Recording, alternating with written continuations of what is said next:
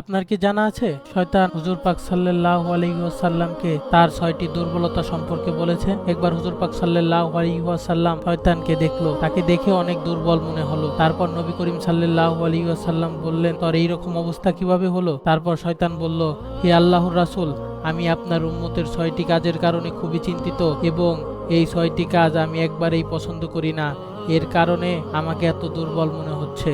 প্রথম, এরা যখন একে অপরের সাথে দেখা হয় তারা সালাম দেয়। 2 নাম্বার, দেখা হওয়ার পরে এরা মুসাফা করে। 3 নাম্বার, যে কোনো কাজ করার প্রথমে ইনশাআল্লাহ বলে। 4 নাম্বার, এদের কখনো গুনাহ হয়ে গেলে সাথের সাথে তওবা করে নেয়। 5 নাম্বার, এরা আপনার নাম শোনার সাথে সাথে দরুদ পড়া শুরু করে দেয়। 6 নাম্বার, যে কোনো কাজ শুরু করার আগে বিসমিল্লাহ পড়ে। এখন আপনি এই 6টি কারণ জেনে গেলেন এবং অন্যজনকে জানারও সুযোগ করে দেন শেয়ারের মাধ্যমে।